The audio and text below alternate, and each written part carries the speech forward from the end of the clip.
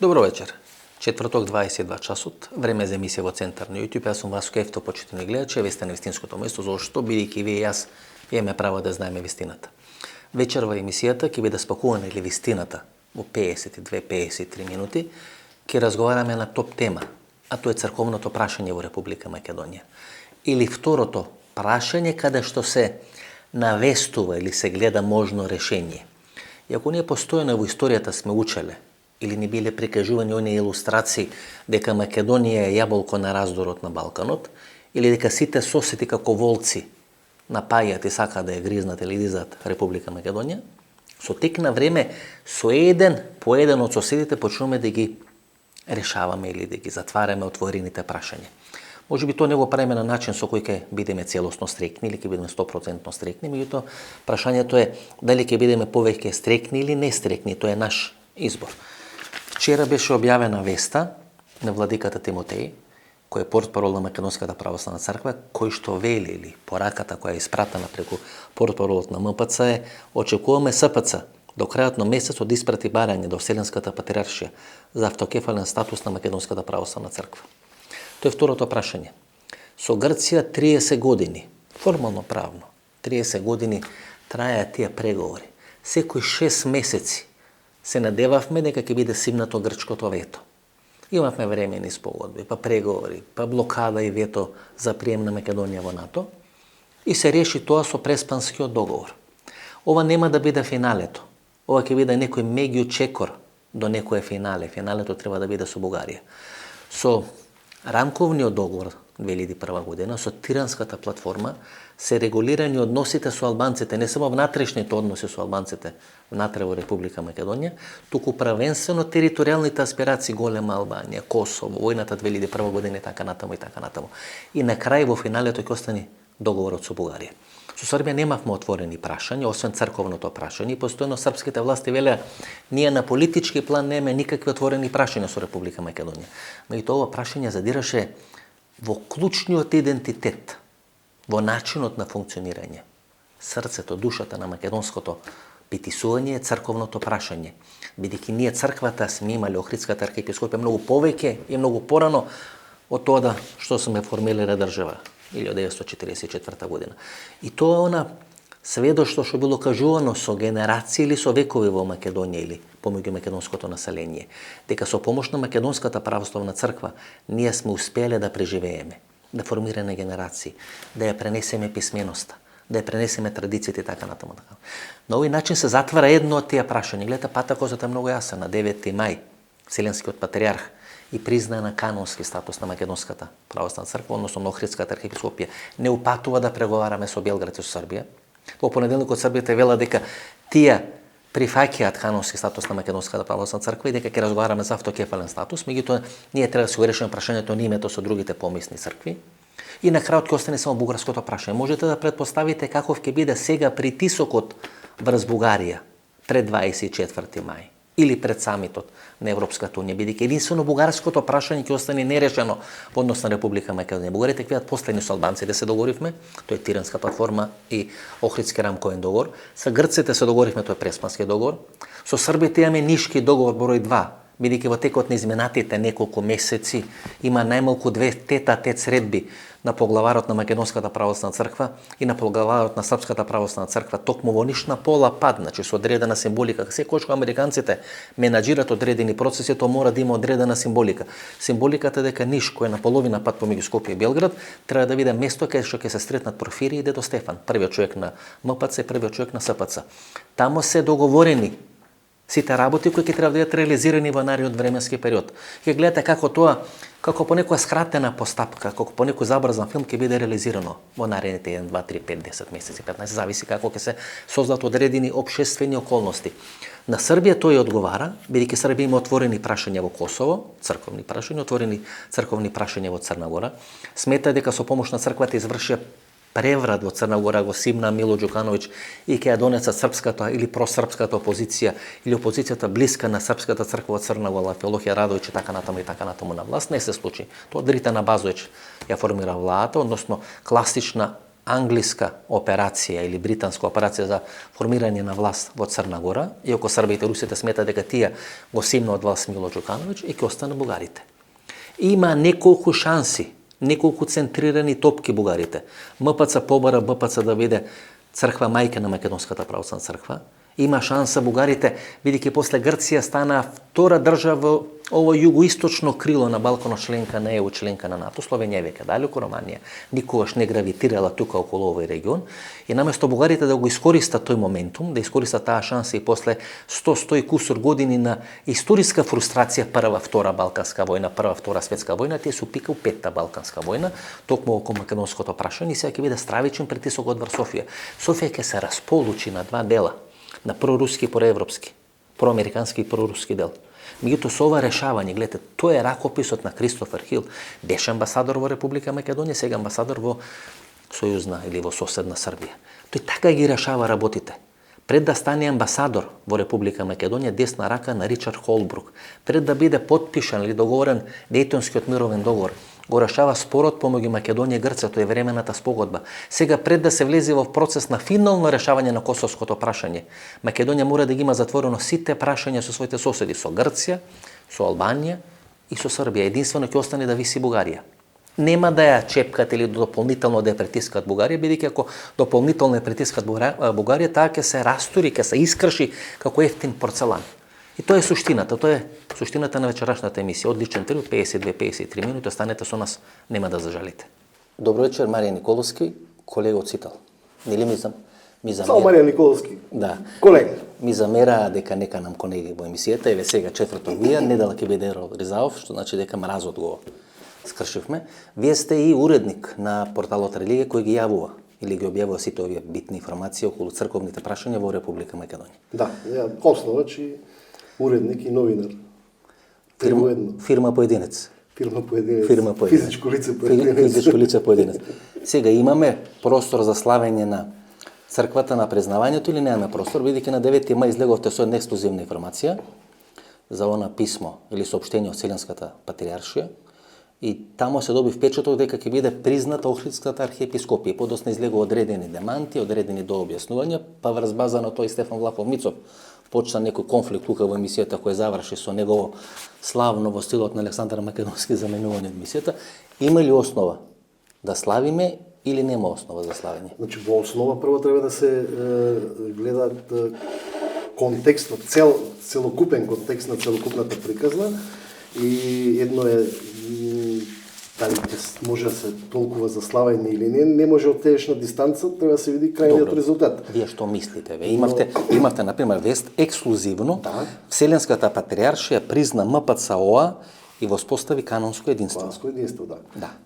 Таа информација во поглед на тоа дека после 55 години Вселенската патриаршија прва од сите помесни автокефални цркви одлучи да воспостави канонско сослужување со Македонската православна црква и да признае дека Македонската православна црква таква како што е сега, во овој формат, со ист статус, со ист устав, со исто име, со све, е канонски легитимна црква, значи нема грешки во учењата своји, и дека со неа може да се сослужува.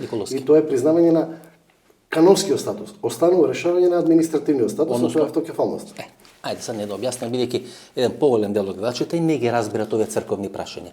И главниот проблем во Македонија, не само во Македонија, меѓутоа ние говориме за Македонија, се случува кога ние црковните прашања и црковните проблеми ги толкуваме врз база на политички ставови, политички стојалишта, политички односи и така натаму. Нели тоа и во соопштението на Српската православна црква се потенцира дека ќе оди признавањето или автокефалноста врз база на каноните, црковните прашања и така натаму, не на геополитичките, на дневнополитичките работи. Што значи канонско, а што значи автокефално? Ајде за почеток тоа да го дефинираме, бидејќи на публиката. Што значи канонски статус, што значи автокефален статус. А што значи административен автокефален статус? Бидејќи Вселенската патриаршија нас ни признава нели канонски статус, за разлика од Српската православна црква, каде што треба да добиеме автокефален статус. Добро. Значи канонскиот статус значи статус на исправност на црква. Исправно учење во Исправно учење, дека таа нема еретички учења во себе, дека е структурирана како што е структурирана во таа форма, сите нејзини свештеници се легитимни, сите нејзини документи издадени за венчавки, погреби и било кој друг аспект, црквувањето, причесте, све што е од животниот работен дел на црквата, Вселенската патриаршија го признава и вика тука нема проблем.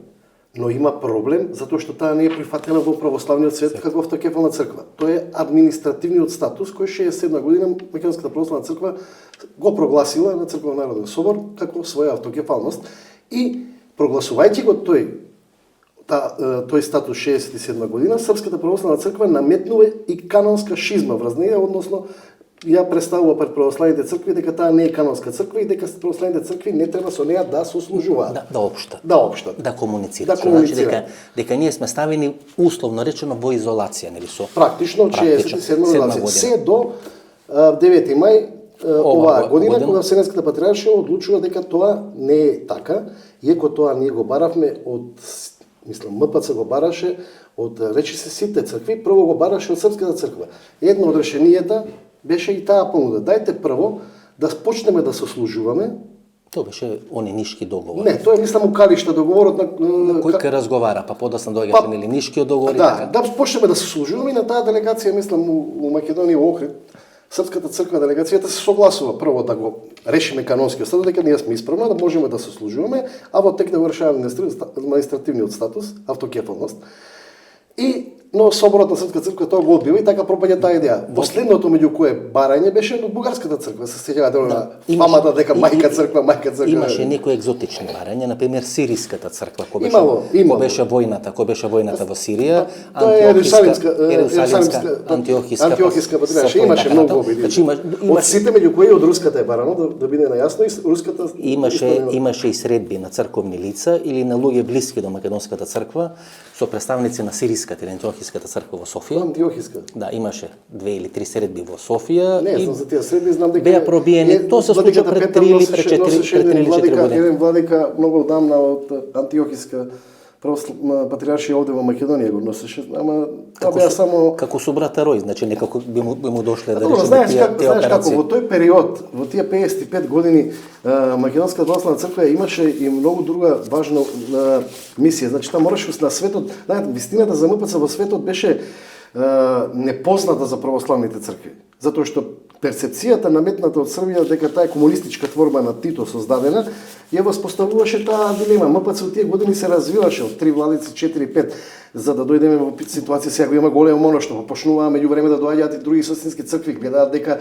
во нашите манастири има монаси, дури нашата црква има богослови, теолози кои изгледаат, има луѓе кои што функционираат, народот се црква у неја и сваќаат дека таа е жива црква. Голем дел, да речеме, сваќаат дека таа е жива црква и дека тука проблемот не е канонски, него е наречете го политички, наречете го како сакате, но е административен. Еден голем дел од клерот на Српската и Македонската православна црква заедно биле на факултет или на поддипломски студии во Рим, стекнале пријателство, дали тоа бил Петар, дали бил Тимотеј, Амфилохија Радовиќ и така натаму. Од тие прекини на канонското општење, долги години, мислам дека до скоро, до пред некоја година, и не правеа проблем нити Српска црква за запишување на наши студенти на нивниот богословски факултет. Да, така последните неколку години отидоа многу тврда позиција. Во време на Хари Костов и Јован Вранишковски враќавме српски свештеници кои одаа на Света Гора. Целата таа приказна мора да ги симнат мантиите, мора да ги симнат бели.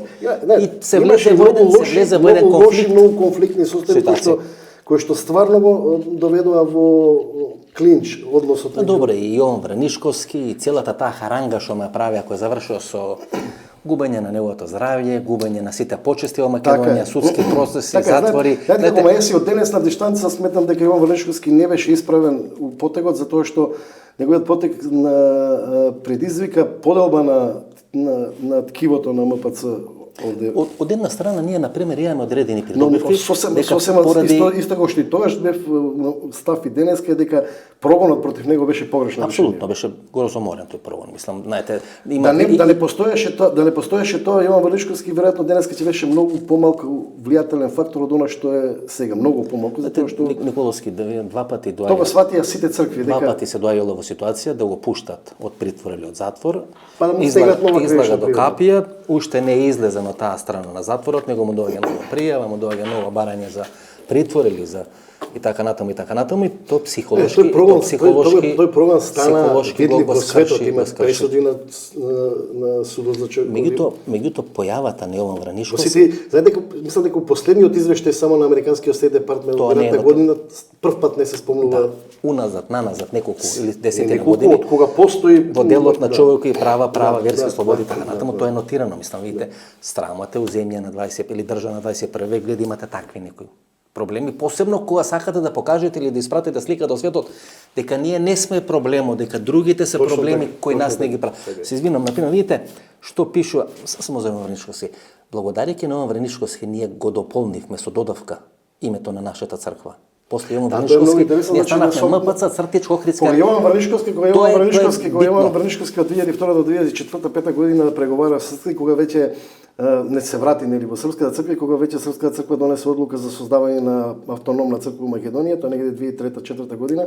Кога вметна името Охридска архиепископија, црковна народна собор на МПЦ, мислам дека се дистанцира индиректно и од Охридската архиепископија, не се дистанцира сега обидувајќи се да дел да биде на црквата, има таму некои одлуки кои што поинаку може да се толкуваат, сакајќи да представи дека Охридската архиепископија на ПОА и МПЦ не е едно те исто у Македонија, за да веќе 2008 или 2009 година, мислам дека тоа по сугестија на Руската православна црква, мислам дека беше тоа на Иларион Алфеев, кој што или на Николај Балашев, кој што доаѓаше у Македонија, предлогот падна да комплетното име на МПЦ биде МПЦ ОА, како двојно именување во едното решавање во комуникација со македонските и другите цркви. Првата сугестија, првата средба е, тоа го имам објаснато во пред две или пред три емисии, на средба во Александар Палаш, Штири Јанаков, Хари Костов, тогаш министер за внатрешни работи, дедо Наум и дедо Стефан, со група на опинион мейкери или главни уредници Катерина Блажевски, Ролуч за Сабина Факич беше од еден телевизија, тогаш прв пат Штири Јанаков го дава предлогот и Хари Костов, заштитете го името Охридска архиепископија, додајте го на името на православната црква. Стефан беше доста резервиран, дали тоа ќе помени, како ќе го прифати јавноста, дали тоа на мала врата ќе значи промена на името и така. Беше владиката Наум, ама беше присутен владиката. 100% сигурен дека е по сугестија на Руската православна црква. На крај русите веројатно сугерира. Не по 100% сигурен, затоа што си имам снимено интервју со Николај Балашов во кој што во Охрид го кажува тоа решение и дека им дал совет, тоа во интервју денеска постои моите дал совет да МПЦ го додаде Охридска архиепископија. Каде русите ја менуваат својата позиција? Бидејќи русите покажува барем навидум, барем појавно, тие во еден период беа нели арбитри или некои улеснувачи во преговорите што се вели помеѓу МПЦ и СПЦ и сега имате еден тврд став во односно тоа прашање. Дали украинското тој страна на Руската црква не се однесува кон МПЦ. Туку се однесува кон заштитата на своите интереси како црква што ги имаат во Украина. Ме разбирате? И позицијата на Вселенската патриаршија која се обиде во Украина да го реши прашањето канонски, како што велат се во соопштението, србите согласно каноните, прописите на црквата не ги политички интереси, но таму украинската проруска црква, Московски патриархат, одби да учествува во целиот тој процес. Едноставно не беше дел од она што да речеме сега се случува на релација МПЦ-СПЦ. Значи, Вселенската патриаршија инсистираше да тоа канонско прашање во Украина се реши, затоа што таму имаше 4 православни цркви поделени. Московскиот патриархат што беше на Филарет, од него се одвои уште една автокефална црква, има една грко-католичка, не знам дали е православна или у кој контекст е православна, и тука е полунијатска. Односно Киевскиот патриархат е првата и последната е Московскиот патриархат, кој што е автономната црква на Русија практично во Украина. И таму беше многу поделен од Киевот. Одлуката на Вселенската патриаршија беше да се таа црква обедини на некој начин и да добие автокефалност. Николовски, да речеме. Но русите тоа не го прифатија и тргна во контраудар на Вселенската патриаршија и таа одлучи да донесе самостална одлука за автокефалност. Тоа е нели дилемата кој ќе биде третиот Рим. Како велат, првиот Рим пропадна, вториот Рим пропадна, тоа е Цариград, првиот е Рим, вториот е Цариград, третиот ќе биде Москва. Тоа е целта, Нели тоа е целта. Во една во две балкански војни бугарите влегуваат за да им помогнат на русите да стигнат до Цариград, русите влегуваат или излегуваат од Првата светска војна за да може да го освојат Цариград и тоа е нели трајното или вечно стремење на Русија Босфор Дарданели, а преку тоа е геополитички интерес што на црквата. Црквата што српска црква вели ние нема да толкуваме геополитички интереси. Киевската лавра Значи едно од најголемите светилишта. Таа мислам ден денеска под Москва. Иако е војна таму, он е под влијание на московското. Мислам дека е под црквата на Онуфри, Да, мислам дека. да. Тоа е се уште под влијание на Москва. Ве критикува, бидејќи спомнавте призната Охридска архиепископија. Излезе Завиша филм групацијата, нели? Како ја нарекам Завиша филм групацијата, и вела дека сте се обиделе да направите одредена манипулација. Тоа е формулацијата, дека во соопштењето на Вселенската патриаршија воопшто не се спомнува Охридска архиепископија, туку се спомнува црква од Охрид. Охридска црква, зависи нели како ќе го преведиме. Направихте ли мала манипулација со веста или со информацијата за признавање на mpc.ОА и дали воопшто се спомнува во соопштењето на Цариград Охридска црква или слободумно толкување и тоа го толкуваат и еден голем дел патриоти наши во Австралија, да речеме, кои така го дефинираат. Таму Што се такате вие да кажете, например? Во основата многу е јасно. Еве го на англиска верзија да речеме оригиналното соопштење. Многу е јасно што Македонската православна црква во писмото еднаш или два пати испратена до Вселенскиот патриарх, бара и каде што се согласува дека името на идната црква ќе биде Охридска архиепископија. Тука пишува Church as Охрид. Значи не пише Охридска архиепископија. Ама погоре пишува, што пишува? Кој Church of North Macedonia. Стефан кај се споменува што пишува? Вие толкувате, не постои директна формулација, така? Сообщението на Вселенската патриаршија. Дека во сообщението на Вселенската патриаршија објаснува дека како име во иднина ќе се користи име кое е побрзано на индиречен начин со Охридска и дека одреденките, изваденките поврзани со македонска или од Северна Македонија името нема да се користи и тоа е токму во контекстот на именувањето на идната црква, која што како име треба да биде впишено на томосот на издавањето на томосот. Кога ќе се издаде томосот треба да пишува тие епархии кои ги владеа и како се вика таа црква. Согласно канонските правила во светот постојат два начини на именување на црквите. Добро. Едниот е по името на државата, но не со национален предзнак, туку православна црква на Северна Македонија. Не дека нас некој факт е дека грците се алергични на терминот македонски, но алергични се на терминот украински. Значи Николски. Нема Охридска архиепископија категорично ставено. Тука има Охридска црква. Ама ќе биде Охридска архиепископија. А ќе биде. Значи вие по принципот, не по принципот, Вардар ја победил Црвена звезда, Балкан го победил Вардар, Црвена звезда бил европски шампион, по таа аналогија Балкан е појак од европски шампион. Ајде да видиме. Ова е обид, знаеш како, ова е обид за војавноста давање политички дилеми. Во соопштението на Вселенската патриаршија архиепископот наш Стефан се ословува како архиепископ Стефан. Ако Стефан е архиепископ, тогаш Охридската е архиепископија, не може да биде ништо друго. Не разбирате? Каква е формулацијата од ова Завиша филм групација, која нели многу битна? Сум го читал, не знам што. Многу битна на социјалните мрежи.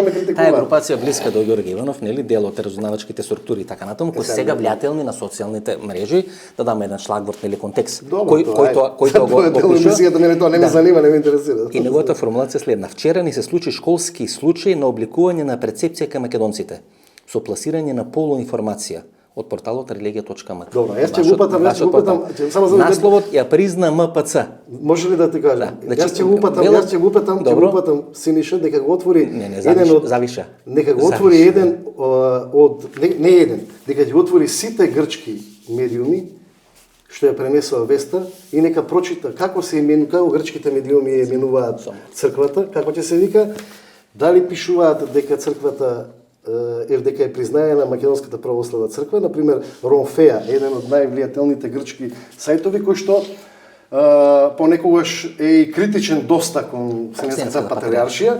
Насловот му беше дека Вселенскиот патриарх ја призна Македонската црква како Охридска архиепископија. Денеска стои насловот на етнос текстот, ако го читате. Во целиот текст се спомнува за Охридска архиепископија. Дури Ромфеа приметив неколку пати почнаа да користат и кратенката МПЦ, ја ставаат во наводници. Но суштината е друга. Не е проблемот на името у македонскиот статус. Името како име, ние имаме идеална шанса да претпоставам дека бугарите нема да прават проблем, да ја возобновиме Охридската архиепископија, нормално во ликот на денешната Македонска православна црква. И никој овде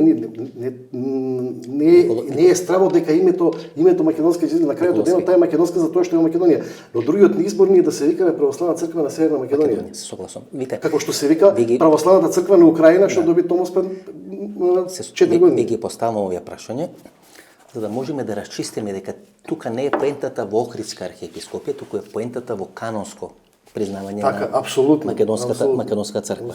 Идеологот на Српската православна црква, после изјавата на СПЦ во понеделникот што беше објавена, Александар Раковиќ дава одредена формулација која би било добро да искоментираме. Тој вели дека за жал Македонската православна црква на 10 мај, мисли на 9 мај, нели?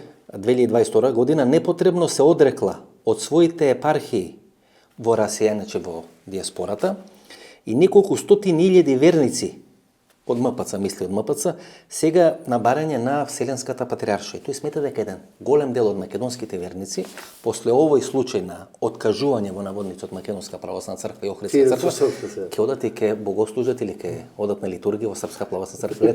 Така они, значи на тоа воспијат сега. На тоа воспијат. Значи тоа е еден, значи Александар Раковиќ, што е еден од идеолозите на СПЦ. Ние да дојдеме до степен за диаспора, да разговараме со Вселенска патриаршија, имаме од тука натаму најмалку ше 5-6 чекори кои што треба да ги изводиме. Николовски. Не можеме за Вселенска патриаршија за све да разговараме. Не можеме за джипои да разговараме. Така. Дали ќе има джипо или нема да има джипо за попоите, не можеме за диаспора, бидејќи тамо Господ не може да може Господа се знае да Тимотеј, Петар, кога не прави. Важно е да се разјасни и таа дилема за која се наметнува. Во православната ние не можеме да ги попишеме, црква, ние не можеме да ги попишеме. Прашањето за диаспората е отворено прашање и на соборот во Крит има одлуки донесени. И согласно тие одлуки донесени на соборот на Крит, Македонската православна црква во идните преговори со Вселенската патриаршија треба само до нив да се држи, ништо повеќе. Затоа што во тие одлуки не се забранува диаспората. Туку се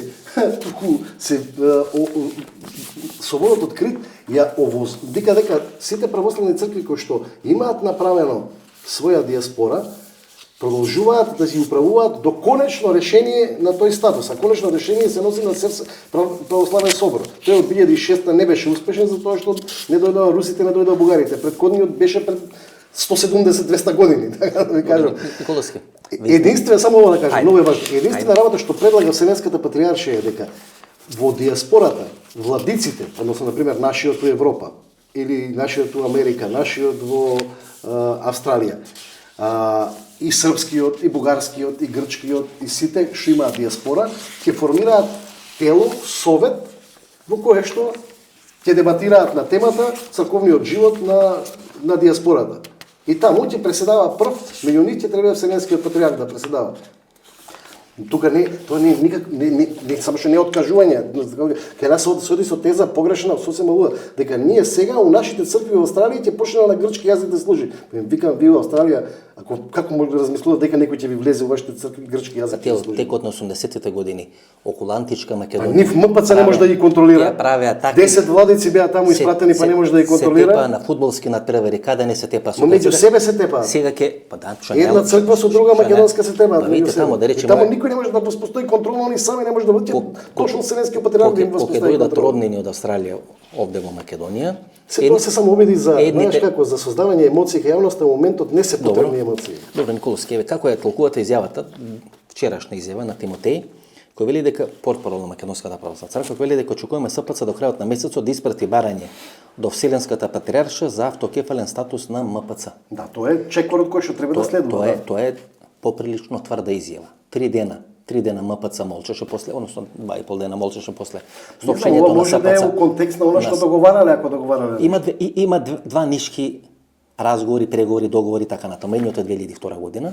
Тоа е со документ. Со документ. И последните кои се non-paper, со non-paper. Non-paper, да, е така, нели модерно е сега да ги наречеме. 3 мислам средби, 3-4 средби, 2 на делегации, 2 на тет-а-тет. Да, тет-а-тет, на пола пат, одлучено да биде на пола пат, бидејќи нише на некаде 220 км од Скопје, некаде околу 200-220 км од Белград, на пола пат се најдени Порфирije, патриархот на Српската православна црква и дедо Стефан. Тоа да видиме пред. Тука се деталите договори, значи тоа е во текот на есента и во текот на зимата договори сите. Не е есента, вака сега. Сите детали се договори. Да бидеме попрецизни. Тие беа тајни за јавноста, одржаните, но идејата за средби не беше баш тајна, затоа што беше информацијата објавена во медиумите, мислам дека и јас зборував за тоа и пишував.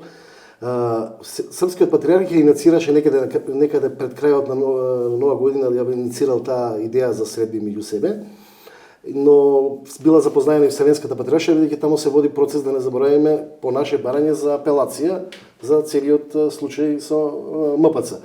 И Вселенскиот патриарх ги советува нашите владици да таа средба се одржи во Фанар, бидејќи тој инициираше неколку пати, па фати пандемијата после тоа, средби во Фанар. Српските владици со претходниот патриарх одбиваа да отидат. И последниот обид на Вселенскиот патриарх по изборот на нов патриарх е дека сепак мора да се решава прашањето и со СПЦ, пак да се организира таа средба. Но очигледно не се случила на територија на Фанар, туку се случиле тие средби во Ниш. Веројатно таму нешто... Фанар да објасниме сезон. Седиштето. Седиштето, да, значи тоа е кварт. Кварт во Истанбул, во Цариград. Затоа е Фанариоти и така натаму и така натаму. Видите како, например, србите отолкуваат соопштењето на СПЦ од понеделникот. Тука е разликата во вордингот меѓу нашите нивни. Тоа е многу битно, гледате. Сега, например, B92 го земам, значи не земам наш портал, не земам наш медиум, нели да не испадне дека правиме во наводници манипулација. Значи B92 вели огласила се согласи СПЦ. Значи согласи СПЦ, го поздравуваме канонскиот статус на Македонската православна црква. Значи СПЦ, значи ова не е лош наслов, канонскиот статус мисла. Значи кажува дека има канонски статус. Да. Кој е признат од Вселенската патриаршија, и не условува со МПЦ. Значи тие праќаат пораката, дали е тоа византиска игра, дали тоа не е византиска игра. Праќаат порака дека за нив ние сме МПЦ, бидејќи државата Србија нема призната како Република реални, не е дека они толку многу нешто, нека толку многу нешто они се загрижени да не викаат МПЦ, довчена не викаа кај православна црква, бивша Југословенска република и Македонија. Тоа на сите соопштенија на СПЦ беа таков контекст кој беше сега си има потреба од некои други, но во основа на вистинското толкување на одлуката на Соборот на Српска црква треба да се гледа во контекст на тоа дека таа на еден начин дава согласност со признавање на канонскиот статус. Каква ќе е процедурата сега? Дава согласност за конечно решение на проблемот. Во тоа соопштение јас гледам обид за зачувување на нејзиното достоинство и на Српската православна црква и тоа го представува како враќање во автономен статус од на 1959, но ако се гледа по одлуките на СПЦ на Соборот, со кој ја признава канонскиот статус на МПЦ сега, практично таа одлука значи поништување на одлуката на Соборот од 67 година во која е ставена Македонската православна црква во шизма. Сега, они тоа го толкуваат дека тоа е враќање во автономен статус. Многу е важно у моментов Македонската православна црква да не носи одлуки на тело на црква, на синот не може, пошто одлуката за 67 е носена на црковен народен собор. Значи мора да биде. Да не носи формални одлуки дека ние стануваме автономија. Ова лев состојба може да стои, нека толкуваат како сакаат. Де факто МПЦ и оваа ситуација се управува по уставот после црковно-народниот собор 67. Вие, например, имате на религија одреден текст со наслов СПЦ е врати МПЦ ОА во автономија со статус полош од Нишкиот договор. Кој ќе понесе одговорност? Добро, тоа е во 4 или 5 дена. Нема, само има предвид. Вие го менувате вашиот став. Од славодобитен став дека канонскиот статус не го призна Вселенската патриаршија и така натаму. Се веќе имате тука едно драматично ќе ти објаснам, не, ама и во текстот надолу кога ќе го читаш, насловот е ова е вест меѓу првите објавена одма после соопштението на Српската православна црква и ако се чита соопштението, добро. У таа форма, тој вординг значи ова. Како? Значи ова. Што за вас значи? Ајде се процедурата. Значи, Охридската епископија била до 1957 година дел на од 1959 година била автономна црква во рамки на Српската православна црква. 1967 година црква народен собор и не прогласуваме автокефалност. Процесот почна некаде после Втората светска војна 44-45 година. 43 од Издиглаве почна. Значи сите овие што се делови на првиот синод на Македонска православна црква биле дел свештеници или биле во Српската православна црква. Значи првиот организирана црква на Македонска 45 не е на формална црква, туку е на иницијативен одбор. Иницијативен одбор. Да. Значи после Аслом, после кодификација на Вториот црквен народен собор кога Доситеј е прогласен за архиепископ Значи имаме след на потези, значи имаме држава, па имаме кодификација, па имаме јазик, па имаме црква и така натаму и така натаму. И тоа од 59 година и финалето 1967 година. Бидејќи сме сега во шизма, после таа наша автокеф. Сме во шизма. Не, од 9 мај. Да, до 9, мислам, бидејќи сме биле во шизма, ние треба да излеземе од тоа. Треба. Бидејќи ние не можеме да прифатиме или да побараме признавање од други. Ние се обидовме тоа да го согледаат другите цркви и да го признаат канонскиот статус и да почнат да се содружуваат со нас без признавање на автокефалниот статус, но ние да црква не се осудуваше тоа да го направи. Бидејќи сите се плаше дека тие може да завршат во основа во канонските правила, ако се служува со шизматични, тогаш значи ние сега треба да атерираме да се вратиме на некоја состојба од 1959 година, формално правно. Да, србите да ја трнат шизмата, да поднесат барање до Вселенската патриаршија. Само да биде презен, србите сака да кажат да ја трнат шизмата, но е важно и они да служат шизмата е трната на 9 мај. Но србите да се согласат со тргањето на шизмата од 9 мај. Да, србите колку што јас можам да сватам, благонаклоно се. У моментов да, и тоа е она што викаш тие ретерират оставот. Јас затоа викам, читајќи го соопштението на прва кога излезе и гледајќи ги околностите што се случуваа со Украина, да речеме, најавите на руската црква дека нема да признае ништо од Вселенска патриаршија ако српска црква не се согласи. Патриаршија се поднесува како папата, дека папата е врховниот. Така, но имајќи го предвид информациите, но имајќи го предвид информациите што ги велиш ти дека имале тајни разговори на МПЦ и СПЦ. И сега ти читаш соопштение во кое пишува дека МПЦ е вратена во автономија, имаш македонски владици кои молчат до вчера, Тимотеј, се до Тимотеј не нема. И сега ти читајќи го вордингот на тоа соопштение, таа информацијата што ја вадиш, таму тоа пишува, да не се лажеме. Ова изјава на Тимотеј е пресмртница, предпоставувам. И он го толкува исто дека србите се толкуваат едно, ние си толкуваме друго. Ова негова изјава очекуваме, значи тој не вели очекувам, туку очекуваме во име на Синодот на Македонска православна црква. Очекуваме до крајот на месецот, значи до крајот на мај, тоа е 15 дена, до 13 дена што се вели, СПЦ да испрати барање до Вселенската патриаршија за автокефален статус на МПЦ. Значи ние имаме канонски статус, значи се има автокефален статус. Значи СПЦ мора да испрати официјално барање. Поточно, вака. Он тоа го зборува веројатно на своја информација од на разговорите. Јас не можам да тргнам што го зборува портпаролот на Синодот, кој што е дел од тие преговори. Веројатно, да го толкуваме дека тоа е едно договорено. И ако е тоа така, тоа е легитимниот и добар правец во кој би требало да се движи целиот процес до крајот на денот. А крајот на денот треба да биде хепи енд, не да биде ди енд. Така е. Бидејќи сите овие разговори се направени да биде хепи енд. Но за да се случи ова, сепак Српската црква не е црква од Сарамзарино, сепак треба да донесе одлука на собор во која на некој начин ќе одобри дека патриархот ќе може да испрати писмо до Вселенската патриаршија и да се заложи за признавање на автокефален... Ние интервјуто го снимаме среда. Да. Само да го кажем. Ќе четврток.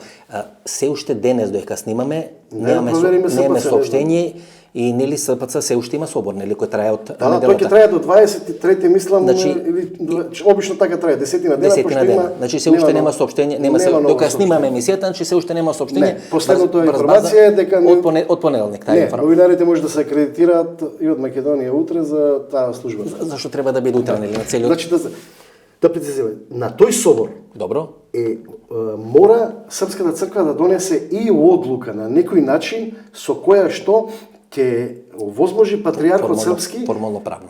Да, затоа што не можете вие да се откажете од од юрисдикциите у Македонија со писмо само на патриархот. Не можете да добиете седмица на лото ако не уплатите ливче.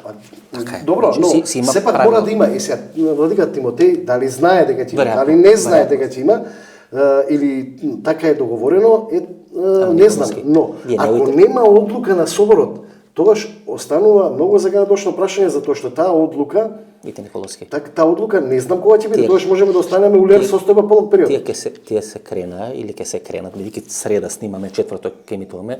Четврток, значи, треба да биде средбата на целиот македонски синод. Не, на целиот според соопштението на според изјавата тројца владици ќе одат, најстарите и архиепископот 4. Тоа се 4, значи кремот, крем дела крем на Македонската православна црква. Најстарите владици. Па вие нема да поите да ја зимате невестата ако претходно збор не сте дале, па прста не сте дале, па не сте се. Не само да се толкуваме. Значи треба да на нашата делегација од тука у Белград треба да премногу наивни да одат таму, ако не се договорени детали. Тоа би било ептен село без кучиња, значи тоа би било значи. Затоа и велам дека оставам простор за некаква поголема слика у позадината, што, например, јас, вие или некој друг моментов не ја гледа. Вие го гледате ли ракописот, например, кога ќе седнете видите сега ракописот, не мислам на смртта на Иринеј Поглавара, што беше на црква, меѓутоа говорам за изборот на Порфирije.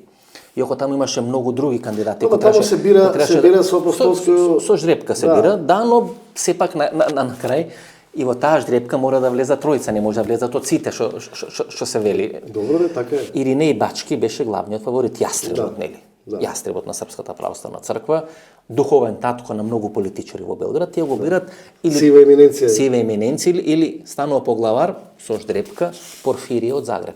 Една пофлексибилна му е духовен црковна, да. Духовен, меѓутоа една пофлексибилна политичка или црковна. Рокерот од Загреб. Од Загреб. Црковна. Беше по хрватските медиуми беше многу популарна лично затоа што имаше многу либерални позиции ставови за србите, хрватите, Второ, например, конкурент беше и починатиот Амфилохи Радовиќ. Па не успеа да помине, замислете Амфилохи Радовиќ. Не се беше не стана, па стана на Црногорската православна црква. Не беше ужрепка, значи исто беше каде. Амфилохи почина пред неколку у короната. Дали пред Иринеј или по Иринеј. Значи тука се не дека, меѓутоа во процедура беше. Значи тука се не сум сигурен дали не сум сигурен дали Амфилохи беше така. Иринеј се зарази меѓу другото на погребот на Амфилохи. На Амфилохи. Мислам дека беше така или обратна беше. Така беше. Значи отприлика меѓутоа замислете Амфилохи, Бог да опрости да беше начело на Српска православна црква, беше многу потешко, па преговори така на. Да кажеме дека србите после смртта на Иринеј се подготвува за некое миролюбиво решение на односите со Македонија, заглавие во Црна Гора, кај што црквата драматично се вклучи во политичките разврски. Иден денеска не е решен тој договор меѓу Црна Гора и Српска црква не е подпишан. Го имаат проблемот на главните манастири на кои барат одредена екстериторијалност на територијата на Косово и на србите. Сега да кажеш дека меѓу изборот Македонија и Црна Гора побитно им е да ја зачуваат Црна Гора? Па да, не сам да кажа дека тие не сака да се представа дека се главниот фактор на дестабилизација на Балканот. Во ваква една ситуација, гледате како виси Бугарија. Значи ние имаме преспански договор. Описот на Вучич тука. Апсолутно, ние имаме преспански договор со кој го решаваме проблемот со името со Грција. Имаме Нишки договор број 2. Ке видиме како ќе се реализира кај што го решаваме црковното прашање.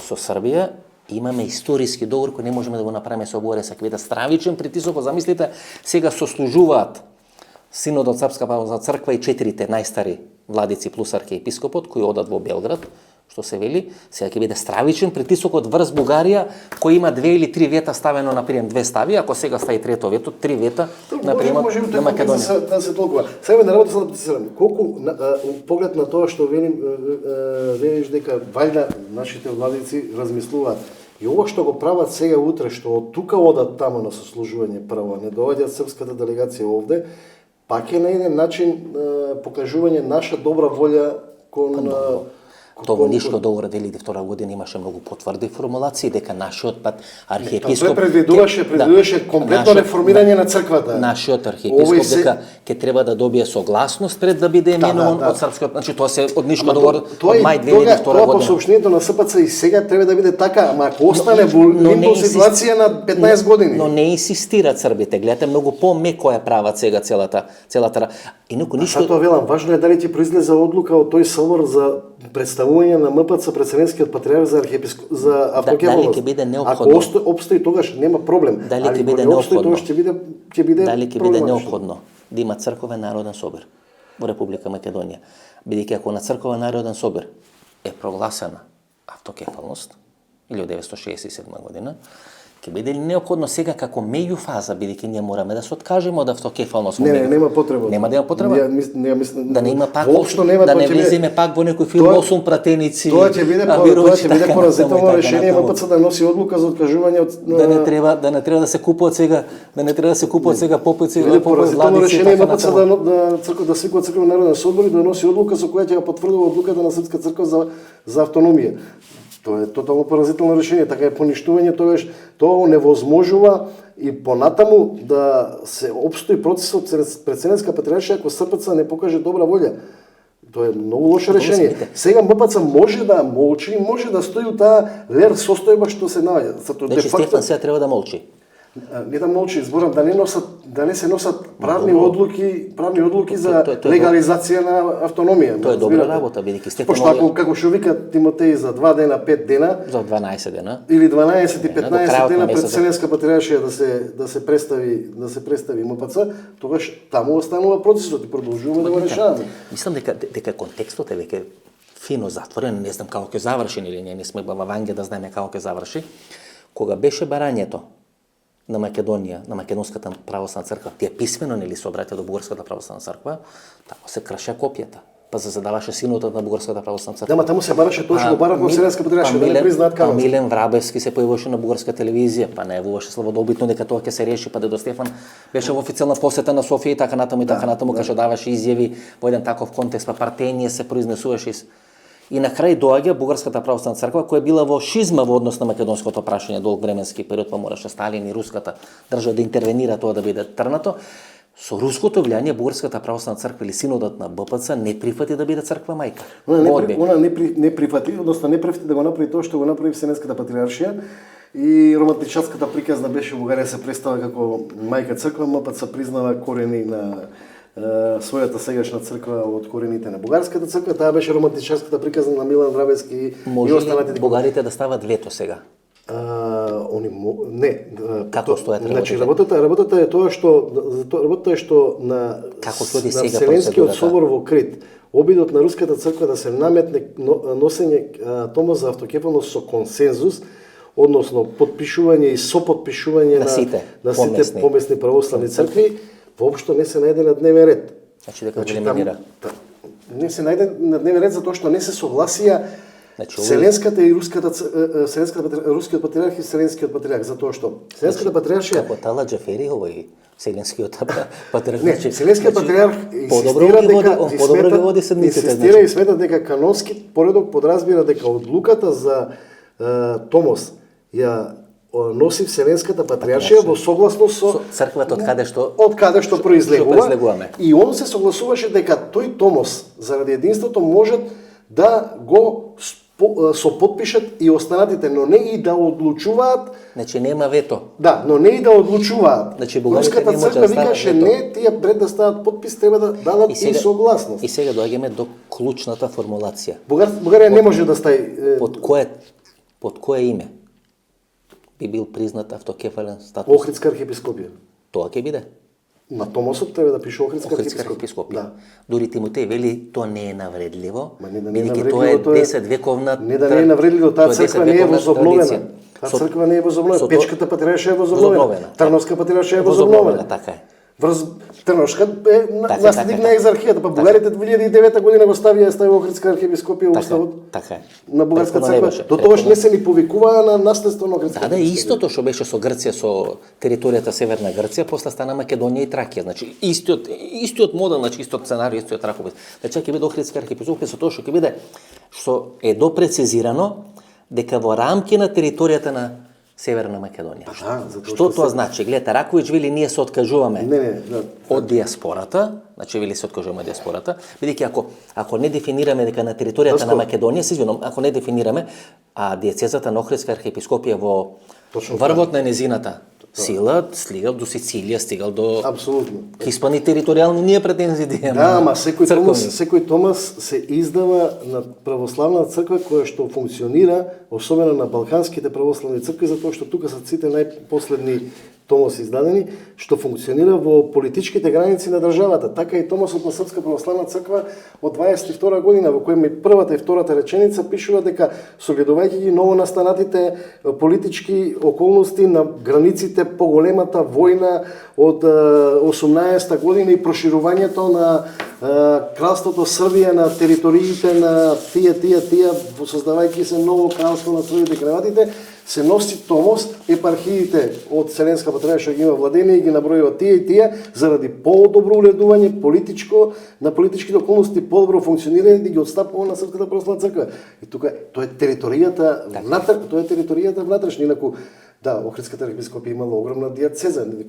Сега се јави Петар Поповски ќе ни каже дека и руската црква. Ама најстрашно е што Охридската архиепископија која укината им последните години имала дијацеза само на Охрид, Струга и ни до Прилеп немала. Не стигале до Прилеп. Па тоа се тие околу тогаш состои бил Турската империја кога биле, односно Османската империја. Дали сте оптимист, бидејќи гледате сега црковното прашање ако се реши, тоа за верниците е големо прашање за кое се мечтае со векови, иако не нели ја раземе тезата дека иако сме немале држава низ вековите, дека црквата, постоењето на црквата, учењето во црквата, верувањето во црквата не одржало. Да, во која црква? Па во Охридската архиепископија, точно. Охридската архиепископија, да. Бидејќи таа постоела пред државата, овие се Српска православна црква, бугарска откој се формирале како држава. Тоа е нели карактеристика на православието. Охридската архиепископија е црква мајка на македонскиот народ. Затоа што е седиштето тука, Бидејќи ние доживуваме како нешто најсвето. Иако е седиштето. И кога гледаме како се групираат овие соџипови со све, иако таа црква има во различни периоди многу голема улога на целите балкански простори во еден територии кои што се и на други држави. Добро, хронисувањето на цар Душан е тука во Скопје на камени мост, затоа е Душанов мост, србите што го велат. И треба да добие титулата од Охридска архиепископија. Мислам, тоа не е тоа се работи кои нас историјата не ја кажува, ние ги забораваме во одредени временски периоди. Погледате ли американскиот ракопис? Еве 45 минути разговарам, мислам дека добро објаснив целата работа. Джефри Пајет ги притиска грчките клерови, грчката црква, бидејќи тие се во конфликт со Вселенската патриаршија, за примат во елинистичкиот свет и Вселенската патриаршија после признавање на украинската. Ако го гледам американскиот ракопис, го гледам само во улога на стабилизација на Балканот. Ма добро, Николовски, гледате, имаше една средба Заев и Оливер Спасовски со Вселенскиот патриарх, па имаше уште една средба и така, значи дека тоа не е од небо.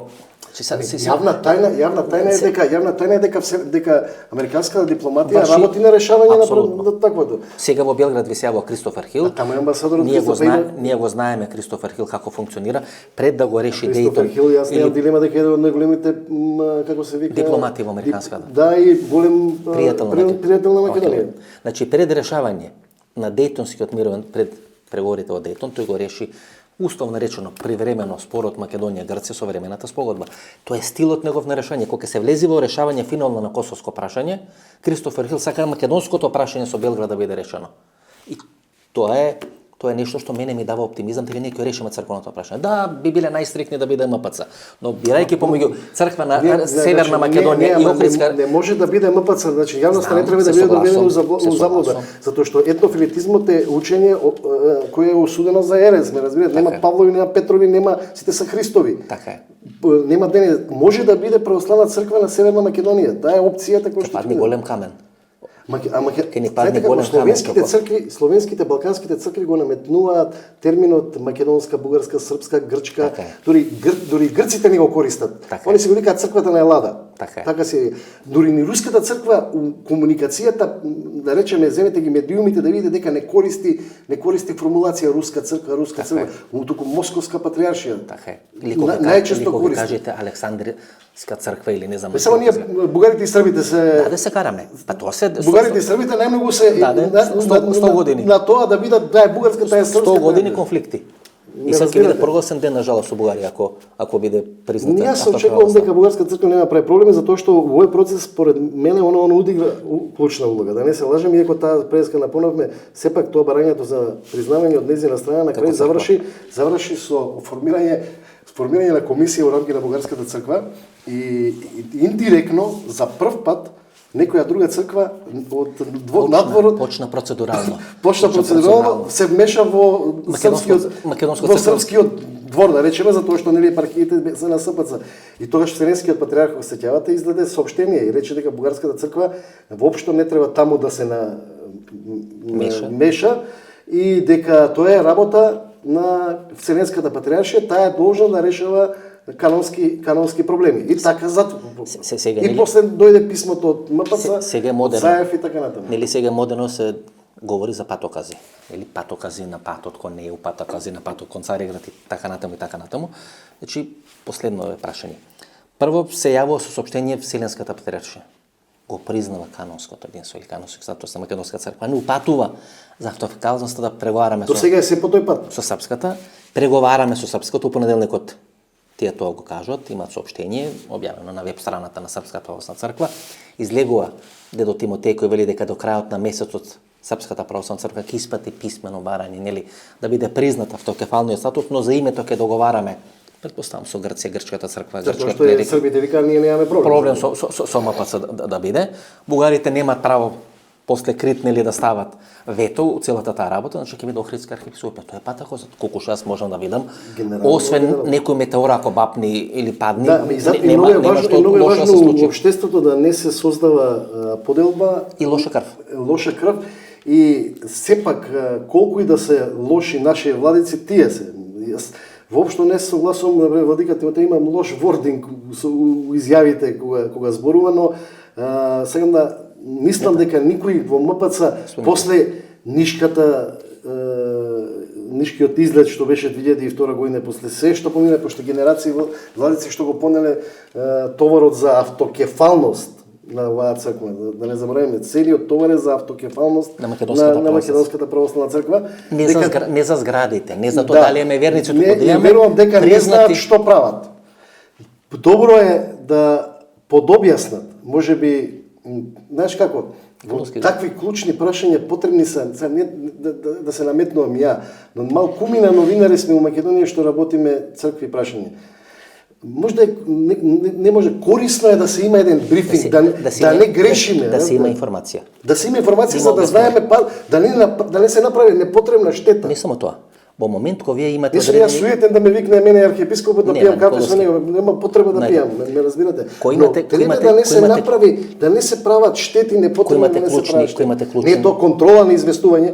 Кои имате клучни настани. Не разбирате, но да знаеме, тоа чекаме. Кои имате клучни настани во Македонија и во светот, тоа е многу битно да ја дадите логиката. Па ке Хари Костов рече како било тоа, биле и новинари тогаш. Бевме 7 или 8 главни уредници и главни опинион мејкери во Република Македонија, кај што се разговараше што да се прави со владиката Јован, како тоа да се реши, бидејќи тогаш беше доста сериозна работата. Ке се земеше името Охридска архиепископија, тие регистрира со ПОА православна Охридска архиепископија. Ако не се даде логика на процесите, тогаш улицата политичките колари ќе ви наметне логиката. Знаете, ние можеби очекуваме многу од владиците. Тие се на исто ниво на кое се македонските новинари, македонските политичари, македонските фудбалски клубови, македонските такси служби, македонските Вера, Тинекс и така натаму и така натаму. Тоа е милјето во Македонија. Не можеме да очекуваме дека некој ќе биде на ниво. Зола се коже не може. Да, ние не можеме да очекуваме дека некој ќе биде Пандев кој ни се раѓа на 20 или на 30 години, а општиот просек на Македонија не е тој. Ние во тој просек живееме и треба така да ги прифаќаме луѓето. И да не се сведуваме на избор или. Така е. Затоа што овој правец е и Српската црква и Вселенска патриаршија, не да се сведуваме на изборот меѓу двете, затоа што на крајот од денот вистинската автокефалност му е можна само со подпис на Вселенската со процедурално да се вози патот како што треба. Значи ние не можеме сега веќе цикцак. Ја вративме работата во некоја нормала, голтаме одредени кнедли 59-та, 67-та и така натаму, попуштаме лево, попуштаме десно, меѓутоа магистралата се деши. Фала многу, мислам дека многу работи објаснивме, гледачите ќе знаат и ќе добијат многу информација од ова што го кажавме. Фала многу. Ова беше емисијата во Центар, интервју со Маријан Николовски. Мислам дека многу работи околу црквата ви се јасни. Јас уживам во интервјуто. Ако ви се допадне интервјуто, ако ви се допадне емисијата, нова дружина недела 22 часот. Ерол Ризалов, одлично интервју, гледате него недела, нема да зажалите. До тогаш пријатна вечер Македонија, каде и да си.